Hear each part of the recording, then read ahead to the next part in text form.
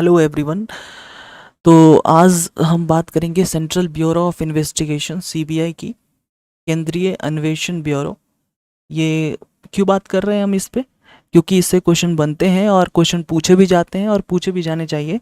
और इसी तरीके के एक क्वेश्चन को जो है कंप्लीट, ये जब वीडियो हो जाएगी उसके बाद हम इस क्वेश्चन को डिस्कस करेंगे। Then you able to answer the question and getting the crux of this concept. Basically the concept is related to your polity. आए दिन सीबीआई जो है वो खबर में भी रहती है। आज जब मैं ये वीडियो आपके सामने बना रहा हूँ, तो आज ही की ये न्यूज आप एनडीटीवी की देख सकते हो कि एनडीटीवी ने से ही मैंने ये लिया है। इसमें ये है कि सीबीआई ने अपने ही कुछ ऑफिसर्स को जो है वो चार्जशीट किया है कि वो करप्शन में इन्वॉल्व है। तो सीबीआई के अंदर खुद भी बहुत खामी है। तो हम आज ये भी बात करेंगे कि आखिर सीबीआई की जो है वो क्या चैलेंजेस है सीबीआई के सामने। और आपको एक बात ज़रूर पता होगी, देश के अंदर कंप्लीट सारे लोगों के बीच जो है सीबीआई को लेके जो है ये कहा जाता है, सुप्रीम कोर्ट की ये टिप्पणी बहुत सारे लोगों के सामने जो है वो बार बार लोग जो है उसको यूज करते हैं कि सुप्रीम कोर्ट ने एक मामले में, जो 1997 का मामला था, उसमें सीबीआई को केस्ड पायरेट कहा था। मतलब कि पिंजरे का तोता, इस टाइप के जो शब्द हैं सीबीआई के लिए इस्तेमाल हुए थे। उसके बाद सीबीआई में भी आप देखते हैं कि बहुत सारे बदलाव जो है वो नज़र आते हैं। तो कंप्लीट सीबीआई पे हमारी ये चर्चा होगी। और सीबीआई जो है ये बेसिकली आपको पॉलिटी के एक चैप्टर में भी है और एक नॉर्मल व्यक्ति को भी जाननी चाहिए कि सीबीआई आखिर है क्या। देखो, सीबीआई मतलब सेंट्रल ब्यूरो ऑफ इन्वेस्टिगेशन, ये हमारे देश की प्रीमियर इन्वेस्टिगेशन एजेंसी है। पूरे देश में ये एजेंसी ऐसी है जो कि ये प्रतिष्ठा रखती है, ये इसके अंदर कैपेसिटी है कि सारे लोग जो पूरे देश के अंदर हैं वो चाहते हैं कि हर मामला सीबीआई के अंदर जाए ताकि कि फेयर इन्वेस्टिगेशन हो सके। लोगों को इतना विश्वास है सीबीआई के ऊपर। ठीक है, तो क्या है इतनी विश्वास भरी ऑर्गेनाइजेशन की कहानी? क्या ऐसा है कि हमने इसको नया नया क्रिएट किया है? The answer is no. CBI की अपनी एक हिस्ट्री है जो कि ब्रिटिशर्स के समय से चलती आ रही है। और ये प्री इंडिपेंडेंस के पहले ये एक इसको भी बनाया गया था 1941 में। 1941 में जब वर्ल्ड वॉर टू चल रही थी, तो उस समय क्या था कि वर्ल्ड वॉर टू से रिलेटेड जो बहुत सारे वॉर इक्विपमेंट और जो प्रोक्योरमेंट है बहुत सारे चीज़ों से, वर्ल्ड वॉर को लेके, वॉर को लेके जो भारत के अंदर प्रोक्योरमेंट में बहुत सारे करप्शन के केसेस जो है वो आ रहे थे। तो उस समय की जो ब्रिटिश गवर्नमेंट थी भारत के अंदर, उन्होंने क्या किया था, एक स्पेशल पुलिस एस्टेब्लिशमेंट एक्ट, एक स्पेशल पुलिस एस्टेब्लिशमेंट का गठन किया था। ठीक है, और ये हुआ 1941 के अंदर। क्यों? क्योंकि ये क्वेश्चन था कि वो इंक्वायर करेगी कि करप्शन के केसेस को, जो कि प्रोक्योरमेंट से रिलेटेड, प्रोक्योरमेंट में खरीदना। जब 1945 के बाद वॉर खत्म हो गई, वर्ल्ड वॉर टू, तो उसके बाद इसी स्पेशल पुलिस एस्टेब्लिशमेंट को, जो कि वर्ल्ड वॉर टू के करप्शन को इंक्वायर करने के लिए बनाई गई थी, उसको डिसबैंड नहीं किया गया। 1946 में इसको एक नए act, Delhi police establishment act, इसको हम लोग DSPE 1946 भी कहते हैं, है ना। तो DSPE 1946 एक्ट पारित करके इसको कंप्लीट एक लीगल रूप दे दिया गया। और इसको ये कहा गया कि अब तुम सेंटर से रिलेटेड करप्शन के केसेस को जांच करोगे। तो इसको ख़त्म नहीं किया गया। 1946 के अंदर DSPE एक्ट लाके इसको सेंटर से रिलेटेड करप्शन के मामलों में चेक करने, इन्वेस्टिगेशन करने का अधिकार दे दिया गया। जब 1947 के बाद देश आज़ाद हुआ तो धीरे धीरे करप्शन के केसेस जो है वो आने लग गए। 1963 में इसी स्पेशल पुलिस एस्टेब्लिशमेंट का नाम बदल के सीबीआई कर दिया गया। और ये सीबीआई इसलिए 1963 में बनाने की आवश्यकता पड़ी क्योंकि 1962 से 4 तक संथानाम कमेटी का फॉर्मेशन हुआ। संथानाम कमेटी ने ये कहा कि देश में अगर करप्शन को रोकनी है तो एक डेडिकेटेड इंस्टीट्यूशन होनी चाहिए करप्शन को रोकने के लिए। और इसी मामले को देख के संथानाम कमेटी की जो है वो अनुशंसा को लेकर 1963 में स्पेशल पुलिस एस्टेब्लिशमेंट का नाम चेंज करके सीबीआई रख दिया गया। तो जो क्वेश्चन है, बहुत बहुत इंपॉर्टेंट क्वेश्चन जो कि बार बार एग्जामिनेशन में और कंफ्यूज करने के लिए आता है कि सीबीआई एक स्टैट्यूटरी बॉडी है या नहीं है। तो नहीं है। स्टैट्यूटरी बॉडी कहने का मतलब ये होता है कि अगर कोई भी बॉडी, अगर उसके लिए पार्लियामेंट एक स्पेशल एक्ट बनाती है तो उसको कहते हैं स्टैट्यूटरी बॉडी। जैसे कि आप एनआईए देख लो, नेशनल इन्वेस्टिगेशन एजेंसी, इसके लिए एक एक्ट है ना। पार्लियामेंट ने एनआईए को एस्टेब्लिश करने के लिए एक एक्ट को जो है वो बनाया है, लेकिन सीबीआई को एस्टेब्लिश्ड करने के लिए कोई एक्ट बनाया नहीं गया है। ये डीएसपीई एक्ट 1946 से अपने पावर को डिराइव करता है। So that's why CBI is not a statutory body. Okay, अब है सीबीआई किसके अंडर आती है। देखो सीबीआई जो है वो मिनिस्ट्री, यहां डिपार्टमेंट नहीं, ministry, CBI ministry of personnel, public grievances और पेंशन के अंदर आती है। और मोर प्रिसाइजली किस डिपार्टमेंट के अंदर आती है? डिपार्टमेंट ऑफ डीओपीटी के अंदर आती है, department of personnel and training, जो कि पीएमओ के अंदर होता है।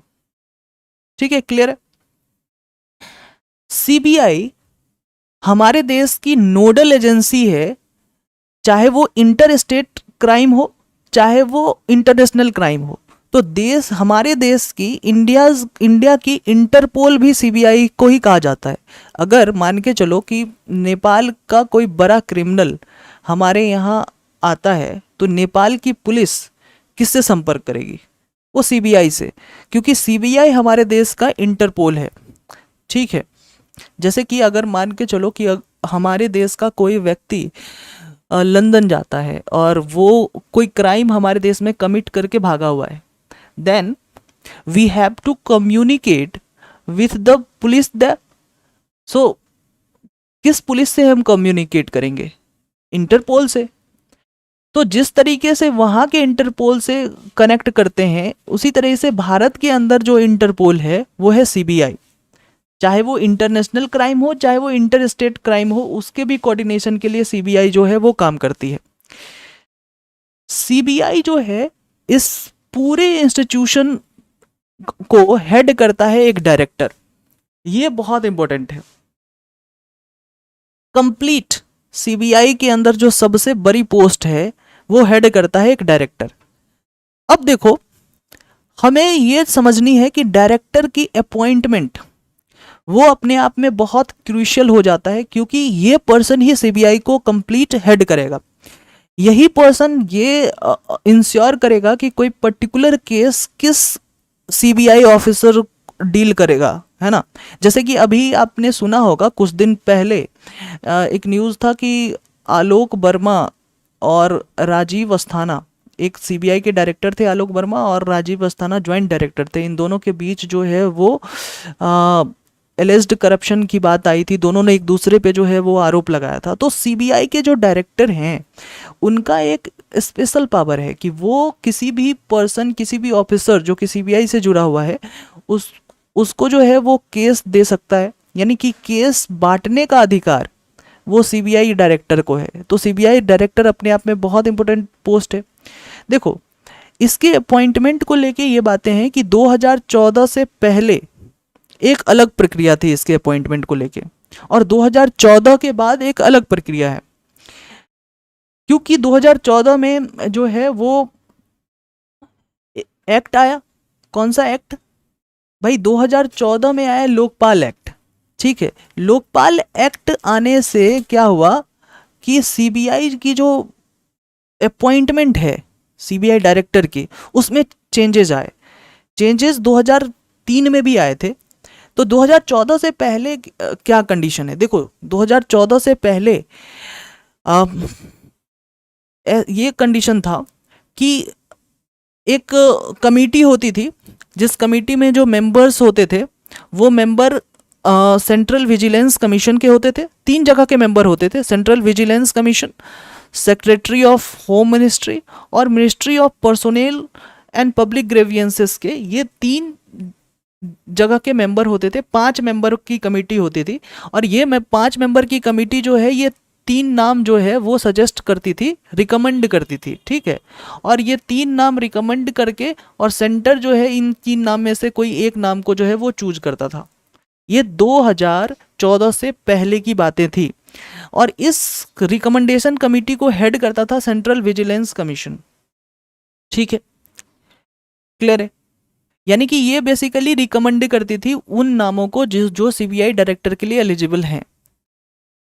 और इसमें तो चेंज तब आया, मान के चलो 2003 में ये बातें आई कि जो है वो सेंट्रल विजिलेंस कमीशन के मेंबर होंगे रिकमेंडेशन कमेटी में। उससे पहले तो सेंट्रल गवर्नमेंट खुद ब खुद जो है किसी पर्सन को सीबीआई डायरेक्टर के रूप में अपॉइंट करती थी। लेकिन जब सुप्रीम कोर्ट ने Vineet Narayan versus union of India case 1997 में सीबीआई के ऊपर जो है एक क्वेश्चन मार्क रेज किया, ये कोलगेट स्कैम जो है, जो कोयला घोटाला की जो कंप्लीट केसेस थी, उसमें सीबीआई को ये कहा गया कि सीबीआई एक जो है पिंजरे वाली तोता है जो अपने मालिक के लिए काम करती है। सीबीआई के बहुत सारे मास्टर्स हैं, मतलब एक तोता जिसके बहुत सारे मास्टर्स हैं।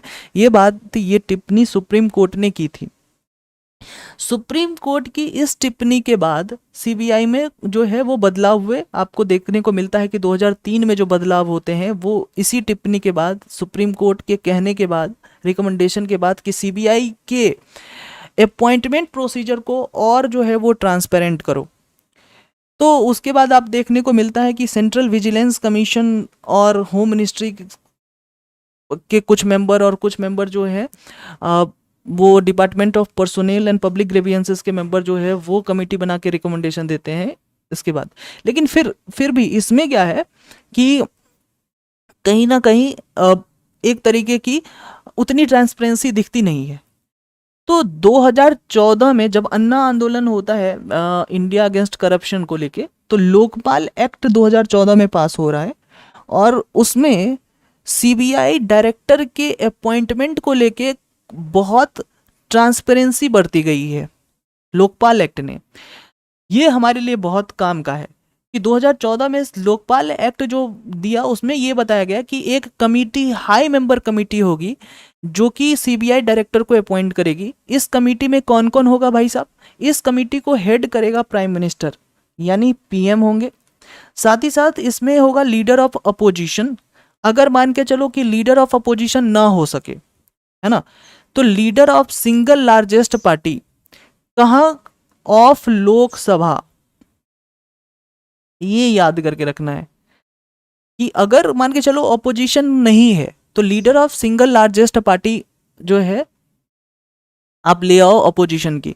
क्यों? क्योंकि अभी के समय में जो तो आपको अपोजिशन दिखती नहीं है ना, लीडर ऑफ अपोजिशन, क्योंकि जो रूलिंग पार्टी है उसी के इतने ज़्यादा सीट हैं कि आपको दिखते नहीं है अपोजिशन। तो इन्होंने ये भी ऑप्शन इसमें डाला कि leader of single largest opposition party के एक मेंबर होंगे इसके अंदर, है ना, इस कमेटी के अंदर। साथ ही साथ एक चीफ जस्टिस होंगे, या चीफ जस्टिस किसी एक सुप्रीम कोर्ट जज को जो है वो रिकमेंड करे कि इस काउंसिल में आके वो बैठे। तो 3 मेंबर की ये कमेटी होगी जो कि सीबीआई डायरेक्टर को अपॉइंट करेगी। तो अब जो सीबीआई डायरेक्टर का अपॉइंटमेंट होगा भाई साहब, वो बहुत ट्रांसपेरेंट होगा। ठीक है, क्लियर है? और ये जो 3 मेंबर कैसे करेंगे किसी पर्सन की का अपॉइंटमेंट? तो इन 3 मेंबर के पास रिकमेंडेशन आएगा, है ना, ठीक है, जो एलिजिबल कैंडिडेट है ना, और डीओपीटी फाइनल लिस्ट बनाती है on the basis of seniority, integrity, experience, कि उनका इन्वेस्टिगेशन करप्शन के मामले में जो है, जो पर्टिकुलर पर्सन है जो उसको सीबीआई के डायरेक्टर के रूप में नियुक्त करना है, उसकी सीनियरिटी के बेसिस पे वो कितना ज़्यादा ईमानदार है, उसकी क्या एक्सपीरियंस रही है पीछे करप्शन केसेस में, उसको देख के सीबीआई का डायरेक्टर किसी पर्सन को नियुक्त किया जाता है। जैसे ही किसी पर्सन को सीबीआई का डायरेक्टर आप नियुक्त करेंगे तो 2 साल का लॉक इन पीरियड हो जाएगा उसके अंदर। मतलब सीबीआई की डायरेक्टर की जो है जॉब सिक्योरिटी है वो 2 साल की आपको देनी पड़ेगी। ये है सेंट्रल विजिलेंस कमीशन एक्ट 2003 के अंदर ये कहा गया कि मतलब आप सीबीआई के डायरेक्टर को एकदम अचानक से हटा नहीं सकते हैं। 2 साल की कंप्लीट सिक्योरिटी आपको देनी पड़ेगी। क्यों? क्योंकि जब 2 साल की आप उसको सिक्योरिटी कंप्लीट दोगे तो वो अपने तरीके से ही काम करेगा, क्योंकि उसको जॉब जाने का डर नहीं होगा, क्योंकि जॉब सिक्योरिटी है कंप्लीट 2 साल की। लेकिन भाई साहब सीबीआई की फंक्शन क्या है उस पर पहले बात कर लेते हैं। सीबीआई काम क्या करती है? देखो सीबीआई तो पहली फर्स्ट एंड फॉरमोस्ट काम जो है इसकी, वो तो करप्शन के मामले को देखना है। और इससे क्या होता है कि करप्शन के मामले को देखती है और सेंट्रल गवर्नमेंट के एम्प्लॉय के अगेंस्ट करप्शन के मामले को ये बहुत हाई लेवल पे देखती है। इससे क्या होता है, जब आप करप्शन के मामले को देखते हैं और सेंट्रल गवर्नमेंट के एम्प्लॉय के करप्शन के मामले को देखते हैं, तो सेंट्रल गवर्नमेंट की जो जितने सारी मशीनरी है उसके अंदर इंटीग्रिटी फ्लो होता है, लोगों के अंदर जो है ईमानदारी आती है, एक डर होता है, मोरल सुएशन होता है कि कहीं सीबीआई जो है उसके पीछे ना पड़ जाए। तो एक तरीके से ये मेंटेन करती है इंटीग्रिटी एडमिनिस्ट्रेशन के अंदर। साथ ही साथ हमारे देश में जो इंटर स्टेट है कोई क्राइम होता है तो हर स्टेट अपने आप में ऑटोनोमस है, एक स्टेट दूसरे स्टेट की जुरिडिक्शन अलग अलग है ना। महाराष्ट्र में अगर कोई क्राइम होता है और वो पर्सन अगर यूपी चले आए तो इसके अंदर महाराष्ट्र और यूपी पुलिस के कोऑर्डिनेशन में जो हेल्प करती है वो भी सीबीआई है। ठीक है, कोई दिक्कत नहीं। इसके बाद हमारे देश के अंदर जो है इंटरपोल का काम जो है वो कौन करती है? वो सीबीआई करती है। यानी हमारे देश का इंटरपोल भी सीबीआई है, जिसके बारे में हमने अभी पहले चर्चा की है।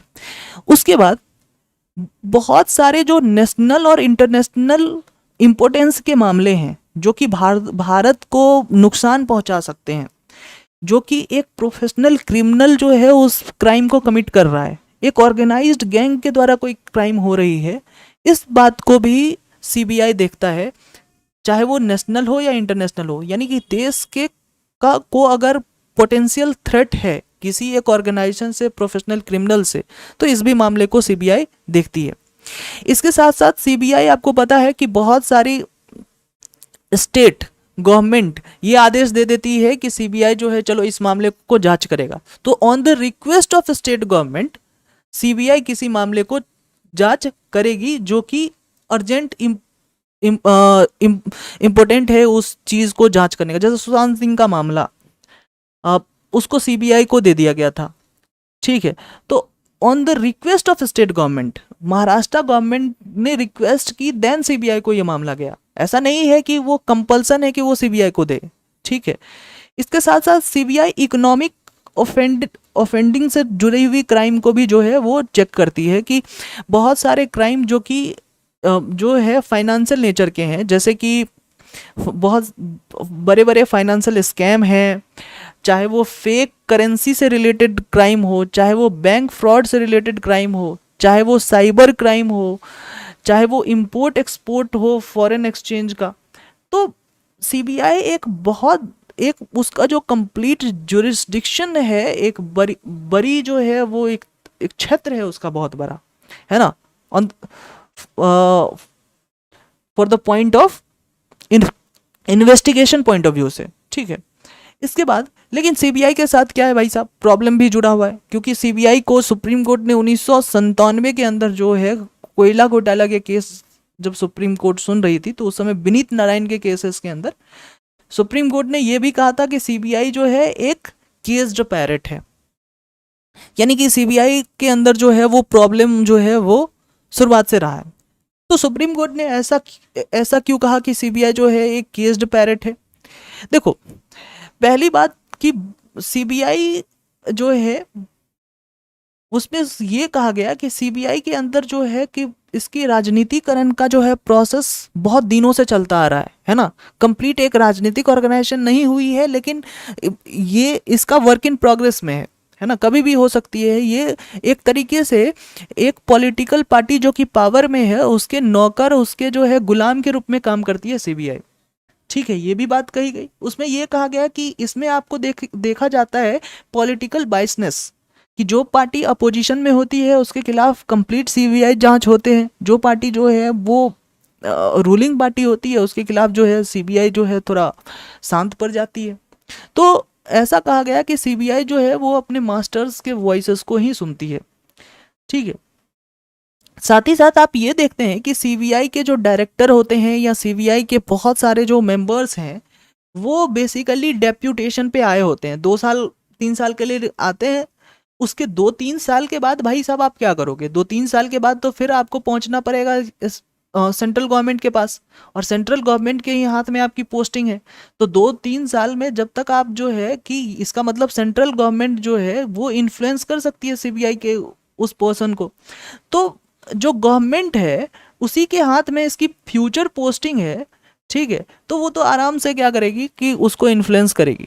तो इसलिए सुप्रीम कोर्ट ने ये कहा था कि सीबीआई की जो ये अपॉइंटमेंट प्रोसेस है या सीबीआई की जो पूरी मशीनरी है इसको फंडामेंटल चेंज की ज़रूरत है इसके अंदर, क्योंकि इसके अंदर आप देखते हैं कि बहुत सारे जो है एक्सटर्नल प्रेशर है, इसलिए ज़रूरी है कि एक्सटर्नल प्रेशर से सीबीआई जो है वो फ्री हो। इसके बाद हम आगे देखते हैं कि सीबीआई जो है वो बहुत इतनी ज़्यादा क्रेडिबल एजेंसी है, लोगों का विश्वास है सीबीआई के ऊपर। हर मामले में लोग जो है वो सरकार से गुहार करते हैं कि सीबीआई को जो है ये मामला सौंप दिया जाए, क्योंकि लोग को का ये मानना है कि सीबीआई जो है हर तरीके से क्रिमिनल तक पहुंचेगी, लोगों को जस्टिस मिलेगा। लेकिन भाई सीबीआई इतनी सेक्रोसेंट एजेंसी नहीं है। सीबीआई से जो है वो इसके अंदर भी प्रॉब्लम जुड़ा हुआ है। देखो इसकी जो प्रॉब्लम है वो इसके स्ट्रक्चर में ही है। प्रॉब्लम ये है कि ये खुद में इंडिपेंडेंट नहीं है, क्योंकि इसके अंदर जो है स्टाफ कहाँ से लाओगे भाई साहब? स्टाफ आप लाओगे होम मिनिस्ट्री से, और होम मिनिस्ट्री गवर्नमेंट के अंदर आती है। इसके बाद आप जो है कि लॉ मिनिस्टर जो यहाँ एडवोकेट जो है वो कहाँ से लाओगे? लॉयर, है ना, क्योंकि आपको कोई केस लड़ना है, केस को प्रूफ करनी है, तो लॉयर कहाँ से लाओगे? तो लॉ मिनिस्ट्री से। ये भी गवर्नमेंट की जो है वो एक डिवीजन है। तो जहाँ इसका मतलब गवर्नमेंट यहाँ से क्या कर सकती है? अब आपको इन्फ्लुएंस कर सकती है। और आप भाई साहब आए हैं डेप्यूटेशन पे, है ना, आप कंप्लीट एक रेगुलर तो वर्कर के रूप में आए नहीं हैं, 1-2 साल के लिए आए हैं कंप्लीट। तो आपकी जो फ्यूचर पोस्टिंग है भाई साहब वो तो सेंट्रल गवर्नमेंट के हाथ में है। तो सेंट्रल गवर्नमेंट जो है आपको आराम से इन्फ्लुएंस कर सकती है। तो आप चाह के भी सेंट्रल गवर्नमेंट के अगेंस्ट जो है डिसीजन जो है उतने अच्छे तरीके से नहीं दे सकते। ठीक है, इसके बाद आप देखेंगे कि सीबीआई को चाहे वो सेंट्रल गवर्नमेंट के एम्प्लॉय की ही इन्वेस्टिगेशन क्यों ना करनी हो, उसको स्टेट गवर्नमेंट की कंसेंट की आवश्यकता है। मान के चलो कि एक सेंट्रल गवर्नमेंट का एम्प्लॉय है, एक आईएएस है, ठीक है, आईएएस सेंट्रल गवर्नमेंट का एम्प्लॉय है जो कि यूपी के मेरठ में लखनऊ का आईएएस है। ठीक है, तो ये आईएएस का नाम है सुरेंद्र सिंह। ठीक है, तो सुरेंद्र सिंह के खिलाफ जो है वो क्या करनी है? सीबीआई को इन्वेस्टिगेशन करनी है। लेकिन योगी आदित्यनाथ से ये परमिशन लेनी पड़ेगी कि वो सुरेंद्र सिंह के खिलाफ इन्वेस्टिगेशन करे या ना करे। हालांकि सीबीआई है सेंटर की एजेंसी और सुरेंद्र सिंह है सेंटर का एम्प्लॉय, लेकिन भाई साहब है ये कि आपको क्या करनी है कि परमिशन लेना पड़ेगा स्टेट गवर्नमेंट से। और अक्सर जो ये देखा गया, ये ट्रेंड है कि अपोजिशन जो पार्टी होती है जो स्टेट के अंदर होती है वो अपने चहेते ऑफिसर्स के खिलाफ ये परमिशन देने से बचती है। क्यों? साथ ही साथ इसके अंदर ये प्रॉब्लम है कि आपको ये पता है कि ये जो लॉ एंड ऑर्डर है, पुलिस है, वो एक स्टेट का सब्जेक्ट है, वो सेंटर का सब्जेक्ट है नहीं, है ना। शेड्यूल 7 के अंदर जो 3 लिस्ट दिया हुआ है, state list, union list, centre concurrent list, उसमें स्टेट लिस्ट के अंदर जो है वो पुलिस है। तो पुलिस जब स्टेट का मामला है तो अगर आप सीबीआई को उस मामले में दखल देने के लिए कहेंगे तो फिर तो भाई सब कॉन्स्टिट्यूशन वायलेट हो रहा है, आप तो रूल ऑफ लॉ को मान ही नहीं रहे। तो और सीबीआई का जो वर्किंग है, सीबीआई जिस तरीके से काम करती है, वो सीबीआई सीआरपीसी के जो है वो अकॉर्डिंग काम करती है। जब सीबीआई सीआरपीसी के अकॉर्डिंग काम करती है तो ये भी एक पुलिस एजेंसी के रूप में जो है वो सामने आती है। तो जब ये खुद में एक पुलिस एजेंसी है ना, तो इसलिए ज़रूरी है कि ये स्टेट से परमिशन ले नॉर्मली। और आपके लिए सबसे इम्पोर्टेंट टॉपिक में से ये है कि ये कंसेंट जो है ये सेंटर और स्टेट के बीच में जो है वो टसल का ये एक बोन ऑफ कंटेंशन है दोनों सेंटर और स्टेट के बीच में, गले की हड्डी है ये, इस पर लड़ाई हो रही होती है। और मैं आपको आगे दिखाऊंगा कि इसमें जो है कंप्लीट क्या मैटर्स है। ये कंसेंट दो तरीके के हो सकते हैं, एक है जनरल कंसेंट और दूसरा है केस स्पेसिफिक कंसेंट। ठीक है, बात करेंगे। इसमें क्या है कि सीबीआई जो है, अब देखो ये बात कि जनरल कंसेंट किसको कहेंगे। जनरल कंसेंट ये होता है कि भाई साहब कि अगर कोई स्टेट गवर्नमेंट ने जनरल कंसेंट दिया है तो सीबीआई क्या है कि सीबीआई उस स्टेट के अंदर हर बार उससे पूछने की आवश्यकता नहीं है, हर बार नई फ्रेश कंसेंट लेने की आवश्यकता नहीं है। अगर मान के चलो कि बिहार ने सीबीआई को जनरल कंसेंट दे रखा है तो बिहार के अंदर कोई भी काम जो कि सीबीआई के अंदर आती है, सीबीआई बिहार के अंदर मान के चलो कि कोई ऐसे लोग हैं, जैसे कि मैंने अभी एग्जाम्पल की बात करी, मैं बिहार क्यों जा रहा हूँ, यूपी। ठीक है, यूपी ने जनरल कंसेंट दे रखा है सीबीआई को। तो अब सुरेंद्र सिंह के खिलाफ जो मामला है उसके लिए योगी आदित्यनाथ से अब पूछने की आवश्यकता नहीं है, क्योंकि पहले से ही जनरल कंसेंट दिया हुआ है। तो हर केस में, ईच एंड एवरी केसेस में कंसेंट की जब आवश्यकता ना पड़े तो वह है जनरल कंसेंट। अगला है केस स्पेसिफिक कंसेंट। इसमें यह है कि आपको हर केसेस में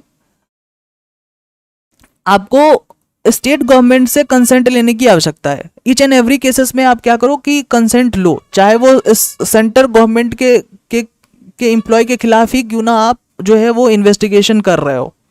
ठीक है, तो लेकिन ये है क्या कि इसमें होता गया है कि बहुत सारे जो है आप देखेंगे कि मामले जो है फंसे हैं।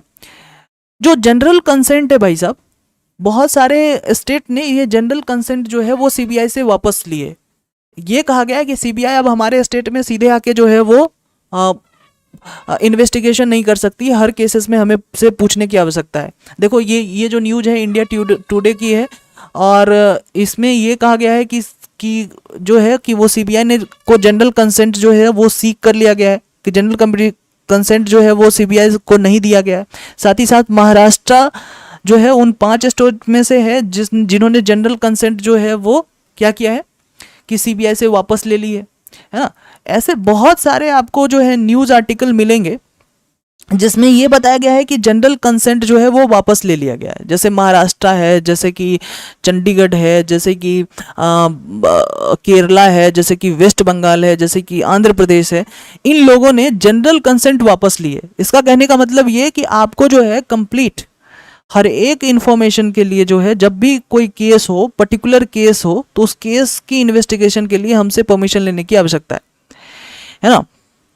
और साथ ही साथ सुप्रीम कोर्ट ने भी ये कहा है कि ऐसा नहीं है कि आप सीबीआई के जो जुरिस्डिक्शन है उसको बढ़ा सकते हैं, है ना, बिना स्टेट गवर्नमेंट की कंसेंट के। तो स्टेट गवर्नमेंट की कंसेंट बहुत ज़रूरी है, ये सुप्रीम कोर्ट ने भी कहा है। लेकिन सुप्रीम कोर्ट ने अभी 2020 के अंतिम महीनों में ये कहा, एक केस सुप्रीम कोर्ट में पहुंचा, तो सुप्रीम कोर्ट ने ये कहा कि अगर मान के चलो कि स्टेट गवर्नमेंट ने किसी करप्शन मामले में जनरल कंसेंट दे दिया था, है ना, स्टेट गवर्नमेंट ने पहले कंसेंट दे दिया था, ठीक है, तो उस जब कंसेंट दे दिया था तो सीबीआई ने उस मामले के ऊपर जो है वो इंक्वायरी स्टार्ट कर दी थी। ठीक है, इंक्वायरी स्टार्ट थी, लेकिन बाद में स्टेट गवर्नमेंट ने इस इंक्वायरी में मान के चलो किसी कोई पर्सन है ए, कोई पर्सन है बी, सीबीआई को ए और बी के खिलाफ जो है वो क्या है प्रोब करनी है, इंक्वायरी करनी है। अब सीबीआई स्टेट के पास पहुंचता है तो और स्टेट क्या करती है कि वो कंसेंट देने से बच जाती है कि ए और बी के खिलाफ जो है वो कंसेंट नहीं देती है। स्टेट कहती है कि नहीं, हम ए और बी के खिलाफ आप जो इन्वेस्टिगेशन कर रहे हैं उसकी उसकी सहमति नहीं देते हैं। ठीक है, तो कोर्ट ने कहा कि अगर कोई ऐसी करप्शन की केसेस है जो कि सीबीआई इन्वेस्टिगेट कर रही है और स्टेट गवर्नमेंट ने उस इन्वेस्टिगेशन से पहले, ठीक है, परमिशन दे दी थी, है ना, लेकिन उसके बाद अगर ये मामला कोर्ट के जो है संज्ञान में भी है, यानी कि एक चीज वो बहुत जरूरी है कि सीबीआई इन्वेस्टिगेट कर रही है और कोर्ट के संज्ञान में भी ये मामला है, तो इसमें इन्होंने ये कहा कि आप सिर्फ इस बात पे कि स्टेट गवर्नमेंट ने उस पर्टिकुलर एम्प्लॉय के खिलाफ प्रोब करने की परमिशन नहीं दी है तो आप ये मामला बंद नहीं कर सकते, सिर्फ इस बात पे, है ना। हालांकि इन्होंने इस बात को भी कहा है कि ये जरूरी है कि आप स्टेट गवर्नमेंट से कंसेंट लें।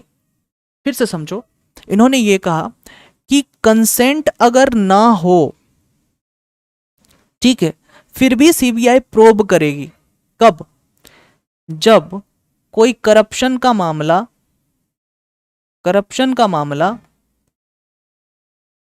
चल रहा है और उस पे स्टेट गवर्नमेंट ने अपनी कंसेंट दे दी थी, है ना, और ये कोर्ट के अंदर जो है वो कॉग्निजेंस के अंदर है, कोर्ट के संज्ञान में है ये मामला।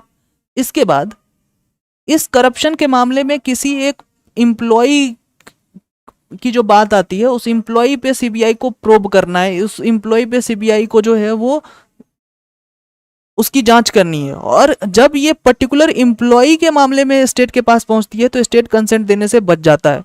तो इस मामले में सुप्रीम कोर्ट ने ये कहा कि भाई साहब, स्टेट ने कंसेंट नहीं दिया तो क्या, आप जो है इंक्वायरी कीजिए। ये बातें सीबीआई को लेके थी कंप्लीट। ठीक है, अब हम आते हैं हमारे क्वेश्चंस पे, जो क्वेश्चंस इससे पूछे जाते हैं। हालांकि बहुत नॉर्मल से क्वेश्चन पूछे जाते हैं, लेकिन ये नॉर्मल से क्वेश्चन तब बहुत ज़्यादा डिफिकल्ट लगते हैं जब आपको कॉन्सेप्ट कंप्लीट मालूम नहीं होता है। तो देखो कि इसमें ये क्वेश्चन है कि which of the following person is a member of committee to appoint the director of CBI. CBI के डायरेक्टर को अपॉइंट करने के लिए कौन कौन सी कमिटी होती है? सबसे पहले तीन मेंबर की कमिटी होती है। क्या क्या क्या होता है भाई साहब? प्राइम मिनिस्टर, दूसरा लीडर ऑफ अपोजिशन, है ना, of Lok Sabha, leader of opposition of Lok Sabha, और या अगर ये नहीं है तो leader of opposition of single largest party, और तीसरा होता है सीजेआई, और साथ ही साथ या सीजीआई के द्वारा दिया गया कोई जज। ठीक है, ये किसमें कहा गया था? लोकपाल एक्ट 2014 के अंदर, ये हमने पढ़ा है। अब देखो, प्राइम मिनिस्टर होगा क्या सीबीआई के डायरेक्टर के अपॉइंटमेंट में? हाँ सर, होगा। Leader of opposition in Rajya Sabha होगा क्या? नहीं होगा। क्या है वहां ऑप्शन? लोकसभा होगा। हाँ, ठीक है, तो दो नहीं होगा। तो अगर दो नहीं है तो ये और ये ऑप्शन नहीं होगा। हाँ, चीफ जस्टिस ऑफ इंडिया होगा क्या? हाँ, होगा। So your answer will be D. ठीक है, क्लियर है? So that is it, that is all.